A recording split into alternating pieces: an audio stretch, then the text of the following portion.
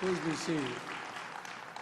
Mr. President, what he hadn't told you today, he had to delay his vacation to be here today. You heard Biden's coming from, oh my God, when's he coming? But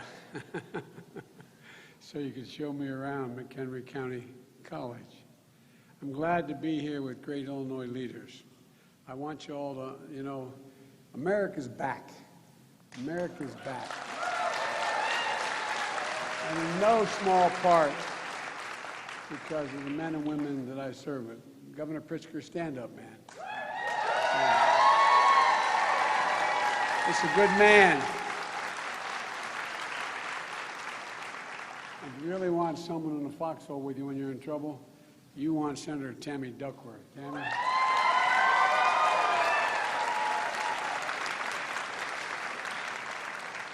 And the guy I rely on more than anyone else in the United States Senate, and I've served with him for years, we have a lot in common in terms of losses as well as gains, is Dick Durbin. Dick?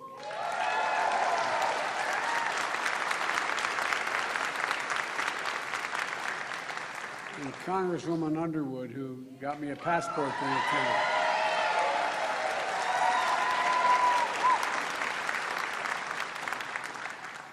Her mom and dad are mildly proud with good reason.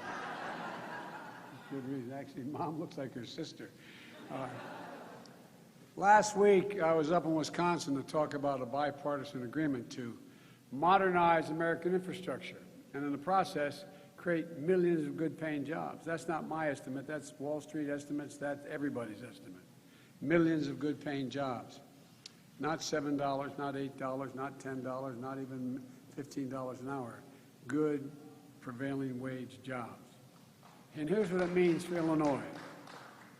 You've got, like many states, all states, you've got 2,374 bridges and over 6,200 miles of highway that are in disrepair.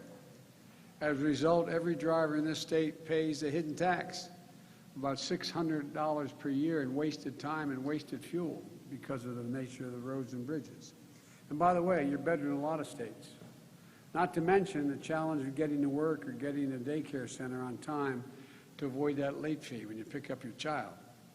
Your governor has an ambitious infrastructure plan, and under a bipartisan infrastructure agreement, we're going to make the biggest investment in roads and bridges since the construction of the interstate highway system, literally creating millions of good-paying jobs.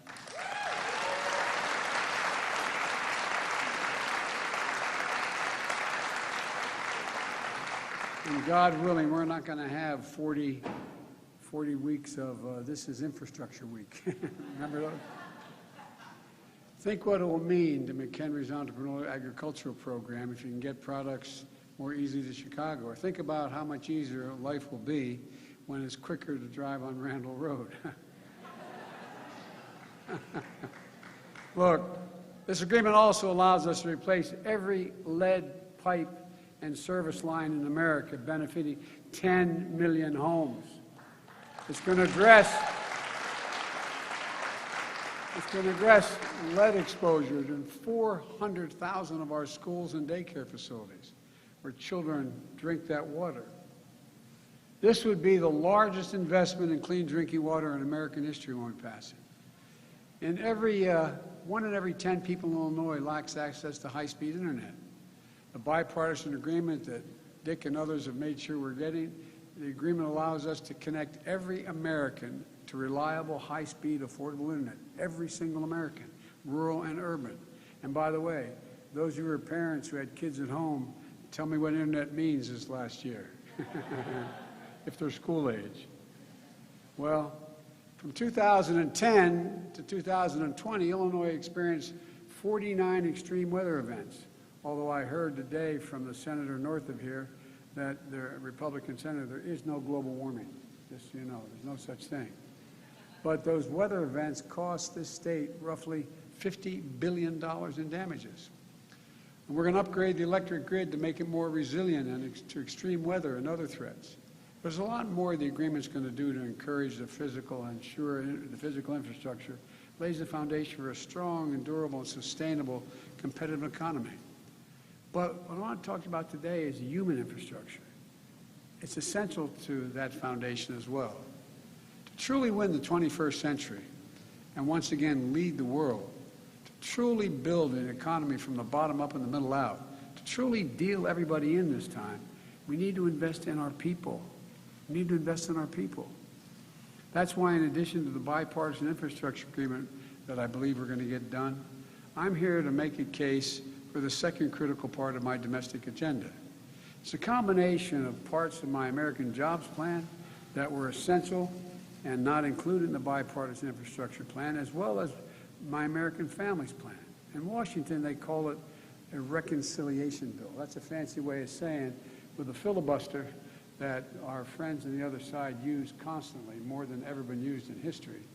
It means you got to get 60 votes to get anything done. We're a 50-50 Senate with a vice president who happens to be a Democrat. And back in the campaign, you know, I said we're going to build back and we're going to build back better. We can't just build back, we got to build back better. And today I want to outline some of the key pieces of this Build Back Better agenda and what's it going to do for the people of Illinois and the people of the United States. It's about a country, once again, that inspires and leads the world, the opportunities we provide, the cures we discover, the technologies we pioneer, and the industries we create. You know, and a nation that leads the world in combating the existential threat of climate change. The Build Back Better plan agenda starts with education. You know, one of the reasons why we were the leading country in the world for so long and still on the edges is because we're the first industrial nation in the world to allow 12 years of free education back at the turn of the 20th century. But everybody's caught up. At the time they were debating what should be education in America, the argument was there should be 12 years of free education. And that's what got us ahead. That's what had us leap ahead of the rest of the world. But as I said, today everybody's caught up. Does anybody think in the 21st century, with the change that's taking place in technology and across the board, that 12 years of education is enough to be able to live a middle-class life? I don't think so. And so the fact of the matter is, I've decided we should have a minimum of 14 years of education. 14 years of education, which I'll explain in a second. You know, as the First Lady, I'm Jill Biden's husband, but as Jill would say, and she's a full-time community college professor while being the First Lady, she often says any nation that out-educates us is going to out-compete us. Any nation that out-educates us is going to out-compete us. That's why I want to guarantee an additional 4 years of public education for every person in America, starting with providing 2 years of universal, high-quality preschool for 3- and 4-year-olds, building on what the governor has been doing here in Illinois. In the last 10 years, studies out of the great universities, study of a high-quality program here in Chicago, found that low-income children participating in preschool were 47% more likely to earn an associate's degree or higher and get through school without any difficulty. We have to build on that foundation for future success. And then I want to add 2 years of free community college for everyone.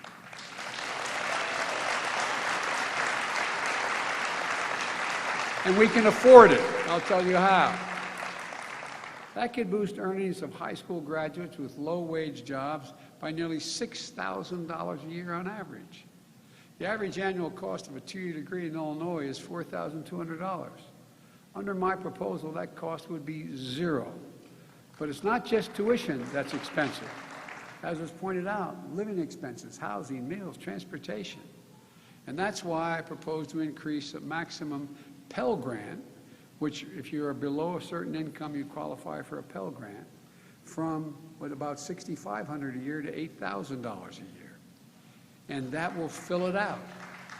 I know that here at McHenry, you have a dual enrollment program. So students from places like Woodstock High School and other high schools, you get credit for taking college classes here.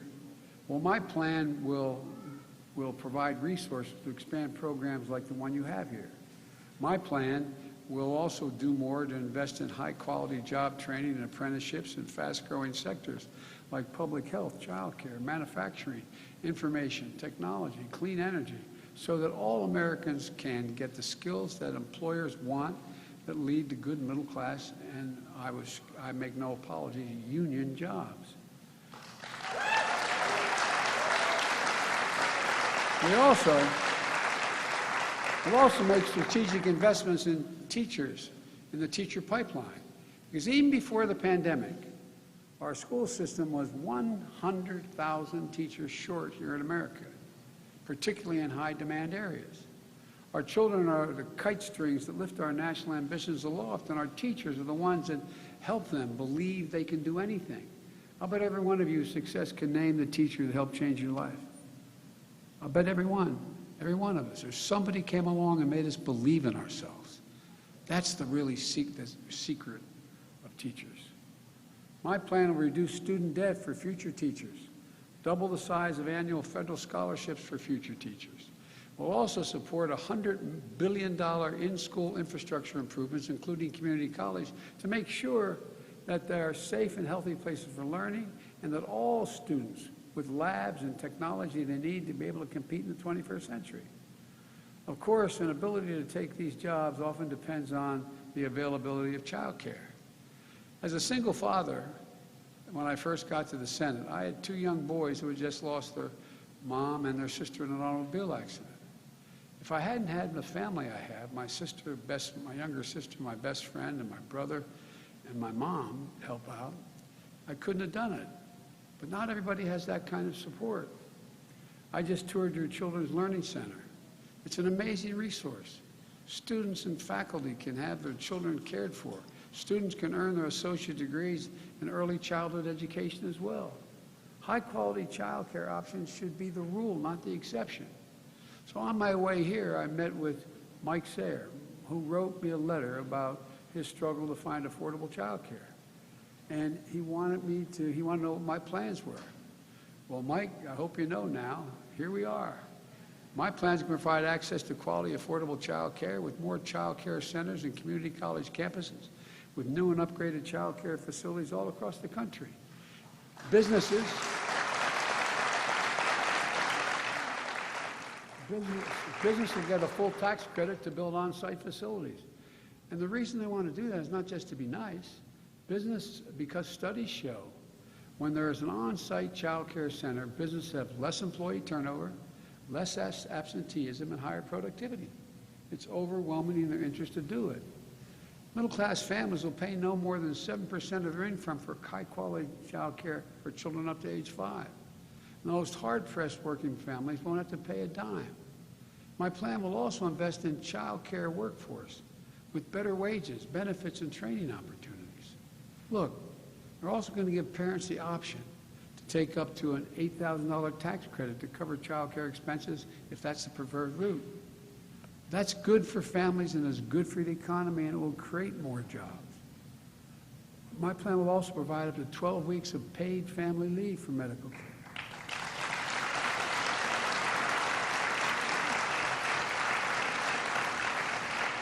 The 12 weeks of paid family leave. Look, we're one of the few major economies in the world that doesn't cover paid family and medical leave. And the most difficult moments someone will ever face, no one should have to choose between a job and a paycheck and take care of someone you love, a parent, a spouse, a child. Look, we'll tackle the maternal mortality crisis as well that impacts on Black and Native American mothers disproportionately. And I want to thank Congresswoman Underwood for her leadership in this area. For real.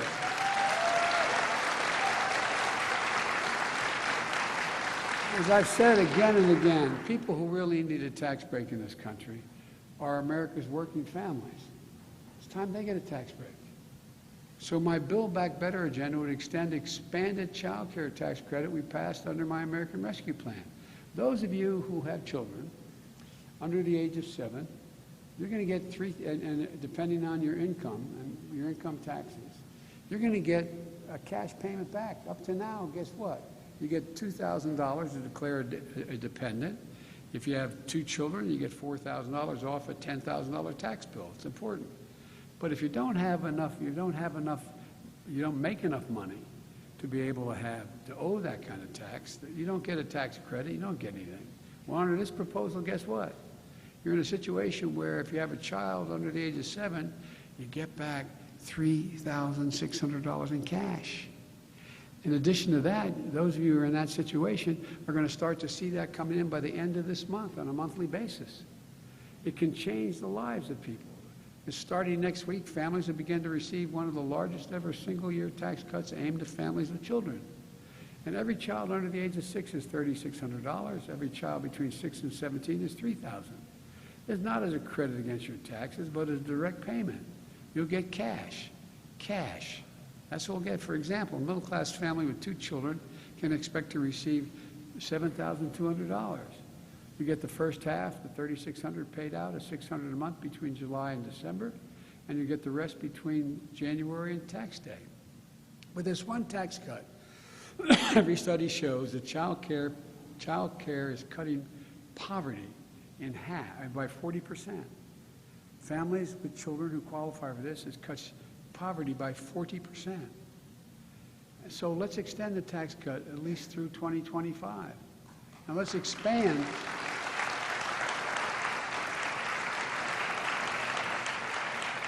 Let's expand free meals for millions more children in school. With the assistance during the summer months when they don't have access to those school meals. We support families with children. We also need to provide greater dignity for our nation's senior citizens who care for them. Look, there are hundreds of thousands of older adults and people with disabilities who need home and community-based care services. They qualify for it under Medicaid, but there's a backlog of thousands of people. But one study showed that $3,000 spent helping a senior stay in their home by providing, it saves the country more than $20,000 a year in medical costs. At the same time, more than 1.5 million Americans work in home care. They're disproportionately women, women of color, and immigrants, and those jobs are among the lowest paid in the economy. 1 in 6 home care workers lives in poverty. We need to do better on both sides of the equation. My plan expands home care for the older and disabled Americans while improving jobs and pay for home care workers who care for them. And here's the deal. You save a lot of money if you don't have to go to a home. Keeping people in their own home, mentally and every other way, is a benefit, a significant benefit for the community as well as cost.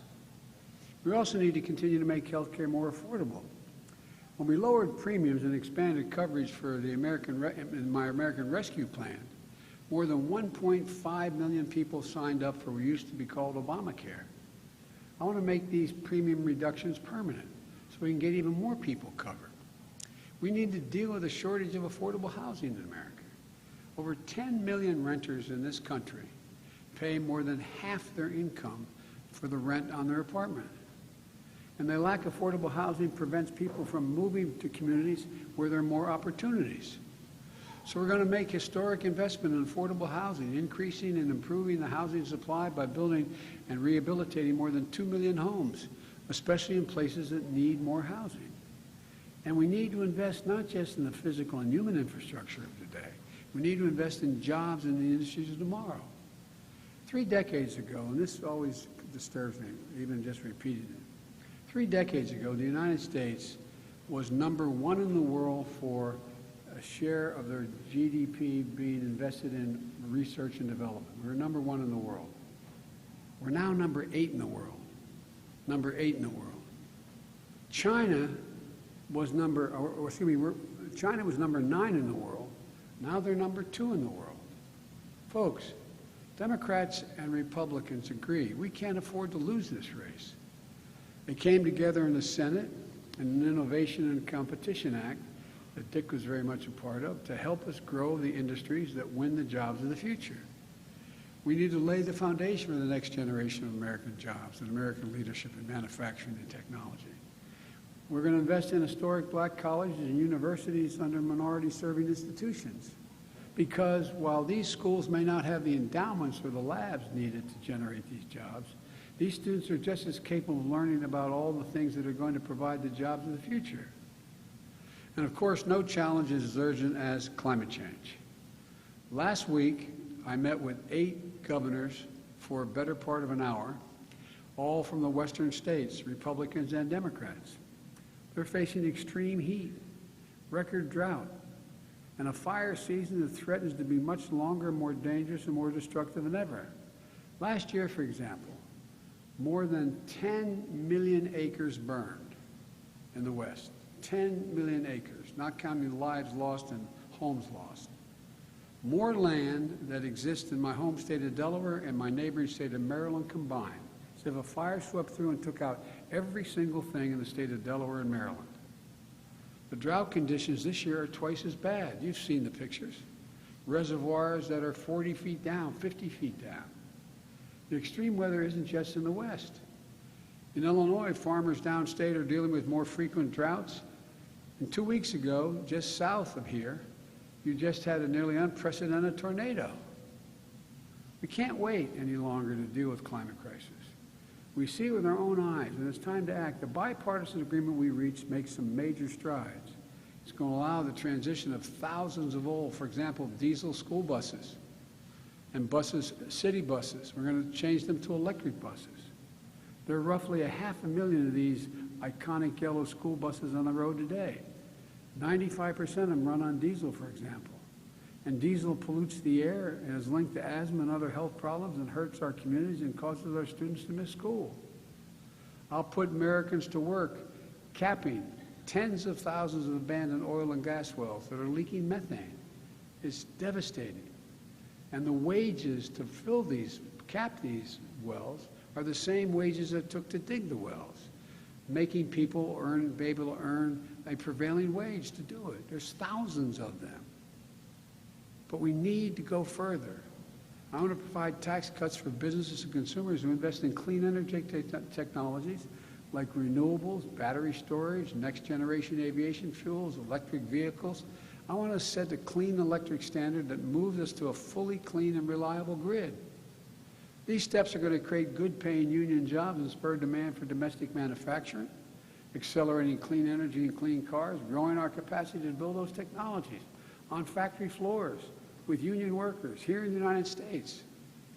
And we create a new generation of jobs in clean energy manufacturing. I also want to enlist a new generation of climate conservation and resilience workers, like FDR did when the American Work Plan for preserving our landscape with the Civilian Conservation Corps. It's a similar thing.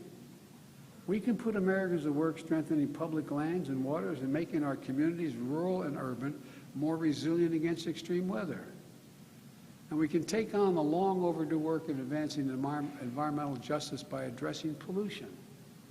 My plan is also going to give grants to spur innovative policies and land projects, local projects like installing community solar and storage and disadvantaged communities, replacing street lights that are made in America with LED bulbs that cost a whole lot less and last a whole lot longer, making upgrades in homes and school and community centers to boost energy efficiency and cut electric bills. Folks, I've laid a lot of plans here, but that's because it's time we have to think bigger, we have to act bolder, and we have to build back better. When we passed the American Rescue Plan, the naysayers, the doubters said it wouldn't work. Well, we created over 3 million jobs since I took office. More jobs in the first months of a president's administration than any time in American history. And last week, the Congressional Budget Office doubled their projections of the 2021 economic growth from 3.2% to 7.4%. And the OECD thinks it could be higher. That puts American Rescue Plan and our work is going to move forward to do a lot of things, including we're close to defeating the virus. The last time the economy grew at this rate was in 1984, and Ronald Reagan was telling us it was an American morning. Well, this is going to be an American century.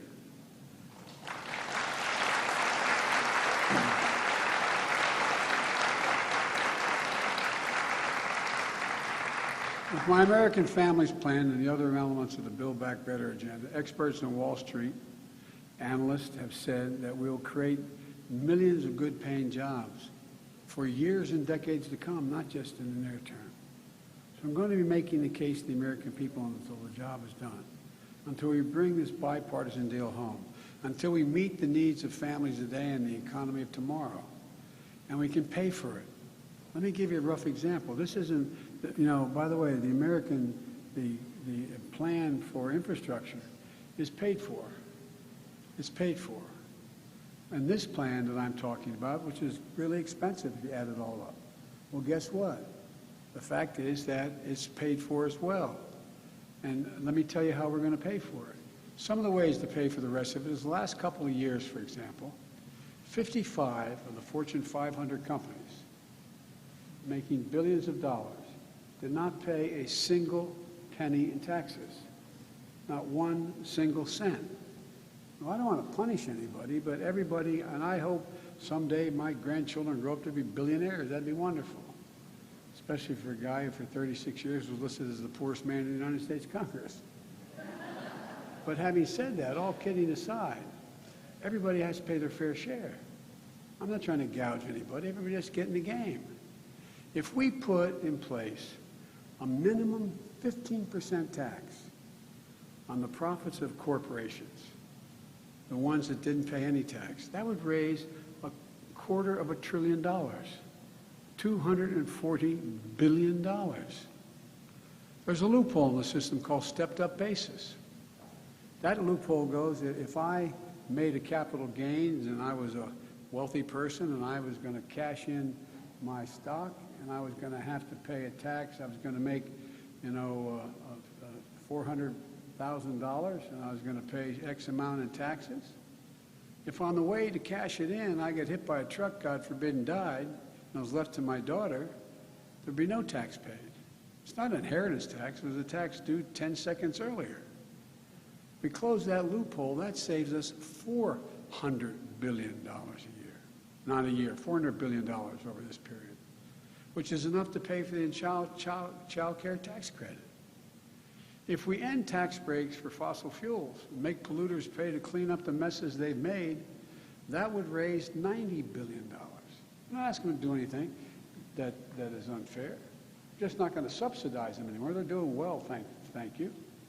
And the messes they made, they should clean up.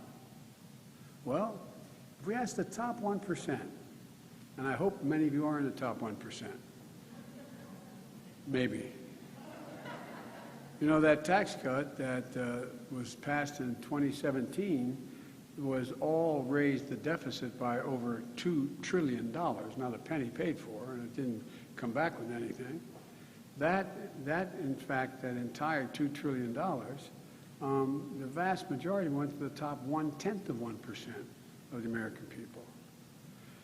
1%, if we just, 1%, the folks in the top 1%, if they just paid their personal income tax the same as it was under President George W. Bush, that would generate $13 billion a year. It would raise the tax from what it is now, 35 to 39%.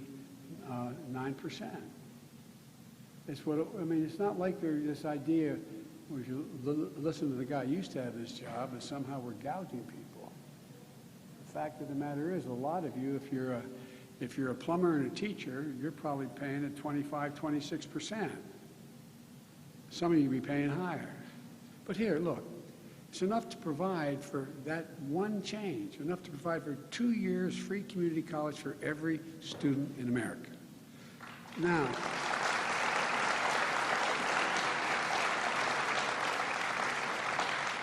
people say that one of the purposes of taxes is to also generate growth along with making sure that we can pay for our basic needs. Well, let me ask you, what is more likely to grow the economy and enhance us? Continuing the tax cut at 37% or having to pay 39.5%, generating economic growth because now you have a tax system that will allow millions of students to go to community college. When I was with Barack as vice president, he asked me to do a study, and I spent, and I, your sister, Penny Pritzker, was part of my effort to taking care of it, and the effort was simple. We came along and we said, okay, what do we interviewed 347, don't hold me the exact number, of the CEOs of the Fortune 500 companies. Said, what do you need most? You know what they said, almost to a person? I need a better educated workforce. They're not prepared to pay for it. Imagine if we present the world and the nation with a better educated workforce. It helps everybody. The point is, we pay for our entire plan to make the tax system fair for all Americans. It's about time. There's a lot of work ahead of us to finish the job, but we're going to get it done. We're going to reimagine what our economy and our future could be and show the world, just as importantly, we'll show ourselves that democracy can deliver. The people of Illinois and the people of America and the world can lead again. Thank you, ladies and gentlemen. I know that's a boring speech, but it's an important speech. God bless you all, and may God protect our troops. Thank you, thank you, thank you. Appreciate it. And excuse my back. I apologize. Thank you.